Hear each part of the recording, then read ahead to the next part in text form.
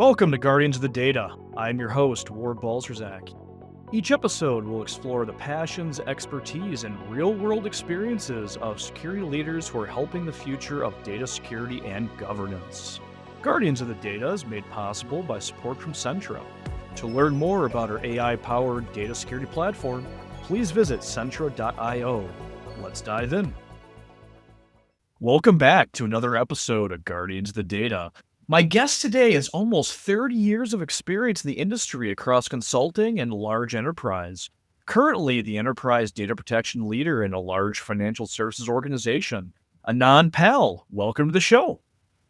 Thank you very much, Ward, for having me. And it's a pleasure. It's an honor to be here to share, not to teach or not to advise, just to share what I've gone through or a little thing that I know. So I'd be happy to do so. Awesome. Well, let's get right into it. So, in your professional opinion, what's the biggest data security challenge organizations are facing today? So, non-traditionally, if I have to go, I have a different answer. Traditionally, everybody knows there's three P's, right? People, products, and process. Now, what happens is to control one of the P's, it takes time, effort, money, resource, all that. Now, think about three P's. It's not like three times, it's three times exponential. But where it should start, in my humble opinion, is with the people. Because the products can be modified, can be adjusted, new products can come into the market, and so on. Process can be adjusted based on individual organizations, their needs, and such. People is something that nobody can coach.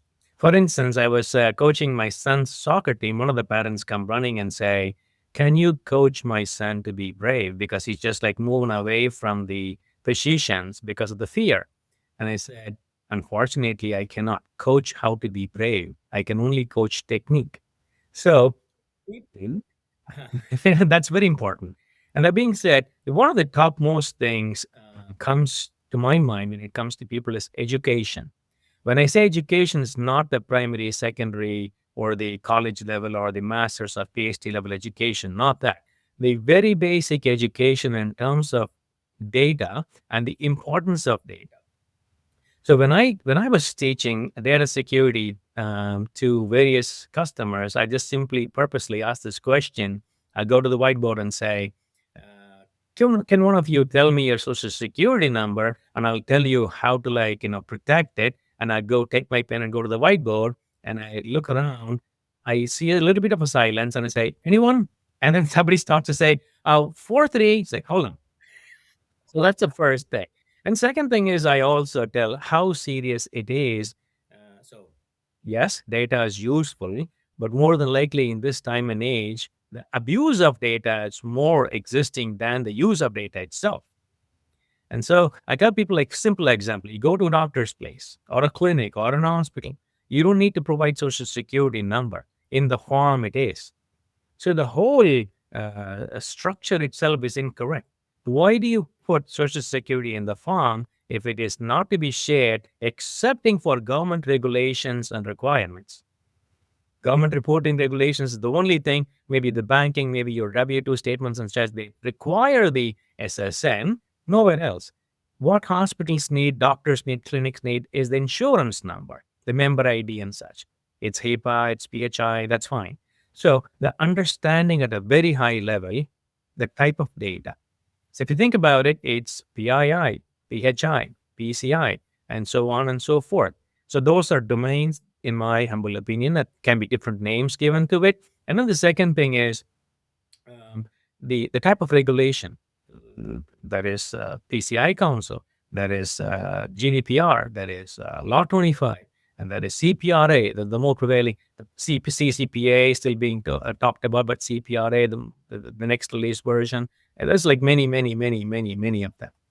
So understanding that, probably in about an hour's time, that's my primary goal, even here while working in the current organization, to make it like a small an-hour training session, put it as a mandatory training. For instance, if you join any large organization, you'll have to go through some mandatory training. What is it like? harassment and this and that and confidentiality, all sorts of 15, 20 different modules. We also should add data security as another module. That's one thing from a organizational, professional perspective. At home, everybody from childhood should be taught about data and data sensitivity. You don't want to like tell date of birth to anyone that you don't recognize. You don't want to tell anything that is sensitive nature, even your age, even where do you go to school and such. Tell what is required when it is asked.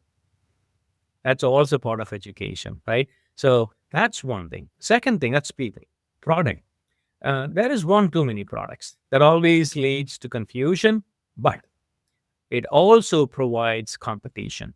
It also promotes choice. Well, there's two things. If there is no choice, it's even better in some cases.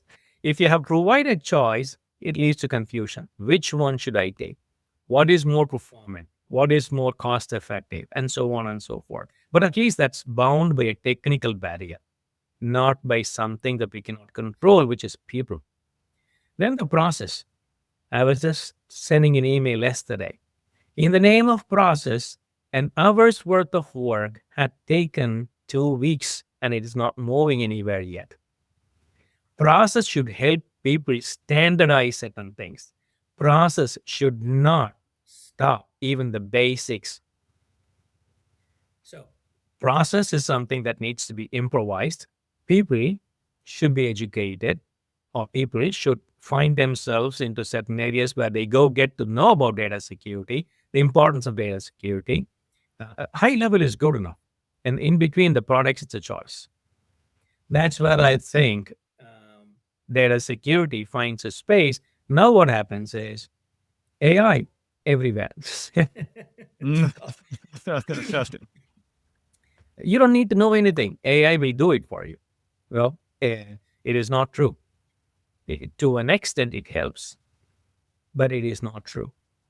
AI can, in my humble opinion, people may disagree with me. In my humble opinion, AI cannot replace a clean human brain, at least not in the next century.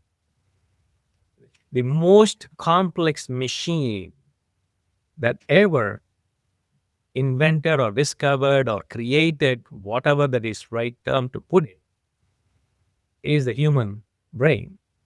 It's not like a AI thing. It's not like the flying machine, the rockets, the planes. And I've pondered how 1,000 people can get on a flight and fly 40,000 feet high with tons and tons of their baggage. I've pondered about it. It's a great technology, but defeating that is the human brain. And again, I've read somewhere, I'm not with conviction to say this, the average human brain usage is about 5% or less. Imagine if a human brain can be utilized for 100% of its capacity. It'll be chaotic for the universe. It's that much capable, but we are not feeding it properly. So, people, knowledge is the most important thing when it comes to data security. Of course, in terms of any sort of security surrounding it. So if you think about it, data security, then comes applications that surrounding data, application security, then the application needing to talk into multiple other networks, network security, then endpoint security, perimeter security, all converges down into the one single piece, data. So if we provide a small training to every organization, every single employee as a mandatory training on data and the importance of data security, that is going to result in at least a 50% of faster adoption to data security than anything else. Totally agree. And I've seen at a number of organizations that I've worked with and for, a few have had some of the obligatory training, right? Usually around like data classification. But it wasn't very deep, right? And it was usually pretty quick, 10 to 15 minutes, like an intro, if you will, nothing big. And I've seen other organizations kind of shove data security in with data privacy, which happens quite a bit too. You see organizations, they use data security and data privacy interchangeably quite a bit. And let's be real, our goals are often the same, but between the two camps. So I'm curious on your thoughts for the organizations that either don't have any training or are realizing this isn't enough. Where should they start to build some of that out? Do you have any tips or tricks for them? Well, first of all, it's one's own interest. So in this time and age, if somebody says that I do not know much about data security or data privacy, then either they are too ignorant or just simply plain bluffing. So it's a it's pretty straightforward. Now, where do we start? Like I said, the one and only thing that I would say is every organization should have a small module prepared. Let it be a common module for the entire world, not just about one organization. But because the reason why I'm saying it's common is if you say protect my data, that's one thing. Compared it to encrypt my data, compared it to mask my data, compared it to I would like to obfuscate my data. There are many different varieties of nomenclature interchangeably used. So if that high level training is provided and we all speak the same language, so we're not talking alien language from two, three people together when we are there. Oh, that's alien to me. This talk same language. So that's exactly what I would say. It just takes about 45 minutes to an hour. Put together some content, and we don't have to be perfect in day zero. Start somewhere, get the goals going, and with time, correct it, make it better. And that's how we should approach. If you try to get everything perfect, the first day is not going to work. So at least the awareness about importance of data. Start there. And next, what is the most sensitive data? And then what is the most sensitive data in this domain? For example, in a PCI world, the top most sensitive data is PAN, right? PAN stands for primary account number, the credit card number. Whereas if you think about the PII domain, the top most sensitive data is SSN, Social Security number. And if you go to HIPAA, PHI, then they might say member ID, and member ID sometimes is SSN, sometimes it is not. It should not be. It should be separate than the SSN itself. And so when organizations, when they create the database schema, the most important thing is not to keep SSN as a primary key. So these are small things. You go to the next step. First, understand data. Then what is the most important data per domain? Then how do you define or create your schema? And not to include these sensitive data into your primary or secondary keys. So this way, the data is important. You keep it you keep it safe only for the hands to be given authorization to see maybe 5% of the employee force. So if you keep the SSN or something as a primary key, then every single application gets affected. So the schema design, you have to be careful of the schema design. I love that. I mean, I want to pause real quick. I think that's so important. I don't know that a lot of organizations think about that. Especially not the folks that are actually, to your point, right? Designing you mentioned database, but we could take that across any, data repository that's using, primary and secondary keys. I have seen that so many times where folks choose the easy button, if you will. Hey, social security number is going to be unique. I'm going to use that. And oh my goodness, why? Right? There was no planning other than what's unique, SSN, and instead of maybe creating a unique identifier or something else. Amazing. Very good tip on that one. Exactly. And in fact, the thing that I'm trying to say to wherever I go, whether it's a customer or my own employment, meaning, again, my customers within my organization, that's where I am probably providing guidance and help to design. But legacy, if it is legacy, when you're trying to move away to modernization, at that point, you have the opportunity. remove any sensitive data to be used in the concept of primary keys and secondary keys. Instead, use some kind of a sequential number, some kind of a UID or UID, something along those lines, a unique identifier, anyways, but that is not SSN. Right? So these are small things that may appear to provide big help in the next released versions in the futuristic products. I like it. I like it. Going back real quick, you said something else pretty great around the education module. And to use a phrase I've heard many other times, I mean, you said first what you said start with something, right? And then you kind of went on to say, and this is the phrase I hear a lot, don't let perfect be the enemy of good. Essentially, like don't wait until everything's fleshed out and ready to rock. Start now, start educating now, and that will morph and evolve over time to include new technologies. You mentioned AI earlier, or oh shoot, we forgot about these sensitive data types. Let's include that in our training module next time around. Fantastic. I see plenty of organizations, not just around education, but around lots of things, do what I call analysis paralysis, right? They just keep going. They don't want to make a decision. They don't want to hop in. Let's wait till we have all the facts. Like, no, start with something.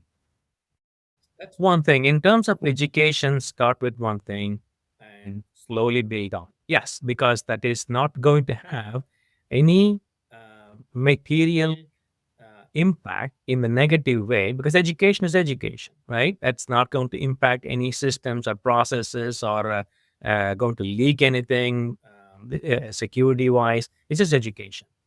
But I'm going to be a little bit contrary when it comes to designing systems. Do it complete. Try to make it perfect and then implement. Why such a contradicting message? Education is something that you can take your time, slowly, methodically learn. Yes, that's no impact, no material impact in a negative way. Whereas designing, oh, I'm going to start now, do something. I'm going to make it better with time. No, doesn't work that way. Because think about it, if you have created a database and an application with SSN, for example, as a primary key and it's going in production for some time, you think it is not best or not the right thing to do. You need to do the rework. I humorously or intentionally, however you take it, call it postmodern work. And postmodern work is usually stinky. It's not easy. You need experts to do the postmortem work, as well as you need to like have whatever downtime that it's required.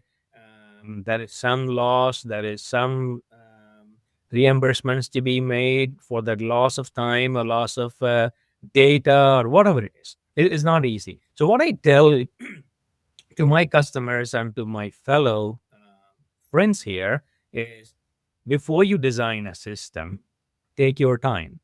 And that time, call it like within the planning phases. So designing, planning takes 75% of the time. Implementing takes 25% of the time. That's perfectly fine, because the percentage of postmodern work is either slim to none or maybe very, very, very small. Right? Now, that's contradicting. Try to come up with the perfect design. Well, there's nothing called perfect in the software world. There is maybe a version, two version down the perfect version. And then that perfect version becomes stale with technology advancements. The only two fields that I tell to my family, just like to my son and my family, is only two fields that you always, always, always have to be a student. You can never say that I've learned everything. Is software field and the medical field. The doctors, they are certified and they know what it is, but then there is new disease coming up. There is new technology that actually makes them learn that, so that they can do the surgery in a much faster, much efficient, much guaranteed way. So they need to keep on learning. Software, same thing. It was what, like COBOL in 40, 50 years before. And then whatever the technology, then C, then C++, then Java, object-oriented programming, the combination thereof. And then there is scripting combined, and there is Python, and now Rust and Scala, and like all sorts of different things. There is no end to learning. But then the basics should always be stuck in the minds of everybody. When it comes to data security, where I'm plain and simple saying, put a training module, 1, and then 2, and then 3, but not to bore people with like 50 different modules. No, just the high level basics. That everybody knows the foundation, and then whoever needs to be in that particular field, they can go to the next stages. For example, in my current organization, what I do is in terms of process, if you think about it, data coming from external to our organization, whether it is coming from a known vendor or a known partner, I cannot go back to my CISO and say, hey, we trusted them, but they sent them all there. I cannot say that. I cannot trust nobody. It's part of the zero trust implementation policies as well. But literally, if you think about it, you don't have to have a zero trust policy to understand this. It's process, it's system, not the people that I'm saying I don't trust you. Even if I say that in zero trust, that's perfectly fine. So when a file coming in, even though it is coming from government, I don't care. I need to have that file to go through a anti-malware, anti-adware, or antivirus kind of a scanning. So we call that as enterprise file scanning. So first, that scanning has to happen. Only if the file is deemed to be good, then it goes to the landing zone, and then people start to process that. Once people start to process that, before they start to process, we want to classify. And that's where the DSPM comes into picture. So data security posture management comes into picture. We take the file, scan it for that, and classify catalog based on the classification and our own data protection methods. The classified data is now going through a data protection module. Be it encryption, be it tokenization, does not matter, but have a standard procedure. Either it is encryption, column-centric, or data-centric, or tokenization. Tokenization is a better method, in my opinion, because it retains the format, type, and size of data. Once you do that, then your data sitting in the endpoints, wherever it is, the data stores, whether it is at a base, at a warehouse, or a data lake based on S3, whatever it is, the specific sensitive data such as SSN, date of birth, are in the protected form. And now comes is who gets authorization to see it? Oh, all the company? No. It's only for those business users and business service processes that requires data authorization. So that means consumption provided based on authorization, not authentication. Once that's done, then we don't stop there as well. You need to actually look into monitoring aspects of it. Is War doing this activity for he is authorized to do, or it's Anand that is trying to do but he is not authorized? We need to keep monitoring that. Why Anand is doing it? Maybe it's just a mere education thing, or he has some other ulterior motives. So monitoring for anomaly detection and things, it would help. So it does not stop just about like scanning the file, and then let it go to next process. Then comes the DSPM, let it go to next process, data protection happens, and then let it go to next process. Consumption happens only for authorized people.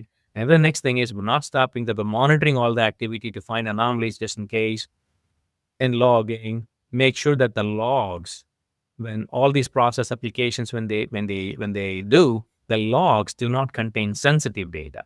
You try to log things, that's good, but then don't try to log the whole record of sensitive nature. Just log what is the process log or the program log, not the actual data log. So that's another thing. It's a logging, betterments done, and then the alerting and reporting comes into picture from the logs that goes to the SIM tools, SIEM. It's like a whole, for me, from a data security perspective, it's a whole data life cycle. Whereas from the data engineering side, it's a different life cycle, but it needs to, both of them have to meet in a proper balance. I like how you laid that out. I'm seeing a shift finally, but I've seen many organizations, when they think about data security, they automatically think DLP.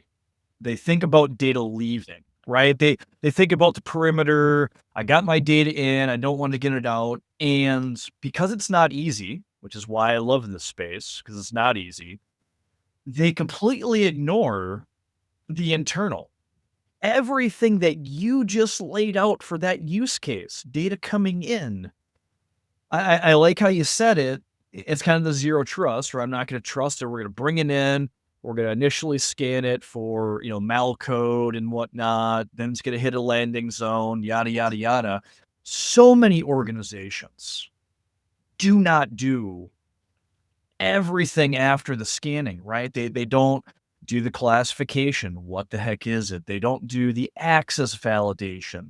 They do the monitoring, kind of, but I feel like a lot of organizations kind of ignore the inside of the house security. Amazing, amazing way that you laid it out with that use case. Thank you. It just comes from experience. Not that I am born with it. It's just basically somebody taught me. I'm just like putting things together. So I wouldn't take any credit for that. It's just people that taught me. Well, let's talk about that. So, Anand, you've been in the industry for almost 30 years. You've done a lot of consulting. You've worked within large enterprises. What was your journey to get to where you are today? How did you amass so much knowledge? Well, let me first answer that how much knowledge. I would say that I don't have too much, only have very little. And that very little is again because of my teachers, when I say teachers, I'm not talking about the school teachers or the college teachers, including somebody senior in my organization, and even not even senior, somebody even junior to me, and they're teaching me something, that letting me know something, because it's just everybody teaches me something. I can learn from a 2-year-old, or I can learn from a 98-year-old. Doesn't matter. The learning, you need to be open minded. That's all it is. Um, ego plays a big part in everybody's life. So if you can look at that ego as a separate entity, not a personal trait from somebody, keep that ego and just only get the message, then you learn more. That's number one, being open minded. And second thing is try to share what you know. Don't hold yourself, especially knowledge is to be shared, not to be held. Money is different. And I don't disagree there too, but apparently we live in the world where greenback is important. So otherwise, it needs to be, at least the knowledge should be shared. And another thing is advices are not to be given when it is not sought for because it has no value. It is going into deaf ears. If somebody is asking for it, absolutely give advice of what they're asking for. If somebody's not asking for it, don't even bother trying to advise, suggest, because they will come at some point. When advices are sought, it gets received faster, better, deeper. Then we go on advice without being asked for. That's the beginning of it. In my journey, so it was funny. I did mechanical engineering during my college days. I did mechanical engineering and a specialization of automobiles. So I was like a college, the university leader. Um, one of the primary roles that I do is the college leader. So I served in National Service Scheme. I served in National Cadet Corps, NCC, NSS, and all that.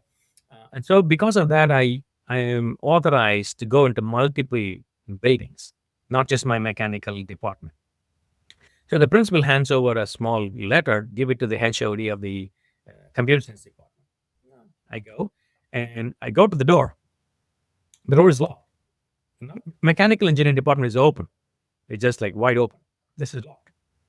Knock at the door. Somebody comes and opens the door. Then I enter the door. It's so cool feeling. It's air conditioned. And I'm talking about the stories in India. It's so hot, 110, 115 degrees at times. This is like so cool, breeze, and I hear music. And like when I hear music, meaning all the students are sitting and like they're listening to music. And I was telling guys, we are like working on the lathe machines, milling machines, so we're sweating, oils all over the place, all over our body, and blue dress. You guys are like just having normal, casual, white stuff, and like hearing the music. Is your master not teacher is not going to be upset when you're like putting this loud music? And they said, oh, it's our project. We are converting these musical notes into computer programs. Okay, this is related to your studies. Yes. And I was intrigued by that. I go back to the principal. Hey, I delivered the letter. I am so interested in that department. Seems to be very interesting. Can I switch from mechanical to computer science? And the principal said it's a little too late for that. You should have come the first year or even before completing the first year. No, I cannot. But I understand your interest in computer science. Maybe if you want to study something on the side, I can help. And in fact, for one person, for me, he said, I need like at least 10 candidates that are interested with similar mindset and idea. I can bring in external organization to come and teach, but it has to be related to mechanical. At least he was doing me a favor. And I said, then I started AutoCAD, which is the computer aided design. That's the first software based related to mechanical automobile. So CAD 1, CAD 2, CAD 3, three levels. And then the Auto Lisp program, which is basically the design from a computer program. So it all gave me so much interest. And when I thought I should pursue higher studies in computer science, I went, did a computer applications diploma and then post diploma, and then went to a computer science job rather than a mechanical job. And from there, I studied more computer science and MIS and such. That's the journey in education. Whereas work-wise, if you say I started at AT&T in Somerset, New Jersey, as a consultant. So worked on the Y2K scenarios, and the lights are not going to glow, the water pump is not going to work. All that rumors spread because of computer programming Y2K issue. Remember that? So all that Y2K issues are solved for our program. It's a multi-tiered architecture for it's called call analysis and tracking system. So that's the first thing. Then I went to Goldman Sachs, worked there for like about 2 years, where I did a lot of bond trading, not trading, but application development for bond trading. And of course, I did some real trades and canceled those trades as well. It needs to be tested. All that I did without the underlying knowledge of business information from what is a bond, what is the value of a bond, what is a Q set, what is what's it called? The bond that gives you interest or something is specific terms. 25 years before, I forgot all that. But bond trading, and then I moved on to CA Technologies, where I did a lot of both Windows and Linux, a lot of C++ programming and the database architecture coming into picture, Oracle in Sybase and such. The last year at CA was with a encryption product, data trust and data in motion encryption, XCOM data transport. That's where my encryption or data protection journey started the last year. And obviously, from there, I moved on to the next company where the company itself is completely data protection, only data protection, nothing about malware, nothing about virus, nothing about any of those things, just pure data centric protection. 11 years there, traveled around, in fact, the globe. Initially, I didn't go too much external to US, maybe one or two occasions, but of course, it includes Paris and such. But Northern American region was the focus. Canada, Mexico, and US, and obviously Canada and US, majority of the business. Mexico, not as much, or not at all. So that gave me the deeper sense of data and data security. I eventually joined the current employment where I lead the data protection space. So you got in and fell in love, is what it sounds like, and here you are today. Absolutely, it's so I love at first sight is the computer science as a whole, and then the proper matured love towards data security. That's a separate line that I continued on the software space, on the computer science space with data security specialist area. You mentioned your journey. If you were able to go back in time and maybe have selected computer science initially and some mechanical engineering, would you have done that, or are you happy with how your journey went and where you are today? So the only thing that you cannot change is the change. You cannot change. So obviously, if I am given that power to go back in time and change, I will not change that because I enjoyed studying mechanical. I enjoyed all the friends and families that I made with the mechanical engineering. It's just a path on the way. Instead of taking a path to the left side, I took a path to the right side. Now, if I had kept myself on the left side, I would have become something even better. I do not know that. So I don't look at past. I don't look too much of the future. I try to live the day. Today, what I can accomplish is going to talk about my accomplishments for the future. If I think about what I need to do in the future and lose today, this day is lost. And that results in as a dent in my future accomplishments. So I just make sure that I live the day. Do it now is a motto that I try to keep it myself. If you procrastinate, I'll do it tomorrow, I'll do it after tomorrow. It's a problematic scenario. Like you go on the April 15th and like 11:30 scramble to file your taxes. We don't want to do that. Do it now, right? So that's just an example. Do it now in anything and everything you do and live the day to day. Like the power of now that I don't read, my wife reads. It's basically she reads and I grasp. So, uh, live the day to day. That's what it is. So if I go back in time, nope, I don't want to go back in time. It's okay. I enjoyed it. I loved it. I love this. I'm going to love whatever that I'm going to learn from now onwards until whatever the time it is. So it's great. What I'm doing currently is great. That's awesome. Really good outlook to live in the present. I think that's key. That's and I think a lot of people, right, worry too much about the future or dwell in the past. So I think that's a good insight, good tip for those listening. Don't worry about any of that. Just worry about today. Be present. I was just wanting to say one last thing is I wrote a small poem, but not anymore these days. When I was younger, the brain was more towards poem and like more romantic ages.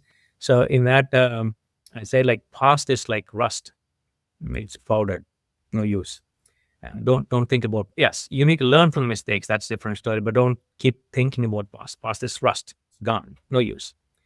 Future is like you don't know what it is. It's uncertain, and you don't want to think too much about it as well. But really small. You need to have a plan. Only that not too much. Don't expect much, but try to like do what you're supposed to do. Do your duty. Don't expect results. That's from Bhagavad Gita. Do your duty. Don't expect results. That's the future. Present is like current, electric current. Present is like you are standing on electric wire. Be careful. Just watch. Carefully walk on the path of today that is current. If you don't take care of your present that is current, you would see unexpected shocks in the future. So that's something I felt very deeply. So just live the current, take care of today, and take care of probably tomorrow, but not too much into it. I like that. I like that. Well, Anand, if folks want to connect with you, what's the best way to do so? They can connect me with LinkedIn, professional connection there. And obviously, if they need a little bit more than LinkedIn and they message me and I see it to be like somewhat worthwhile, their time is worthwhile to talk to me, not my time. My time is, like I said, I'm a very simple man.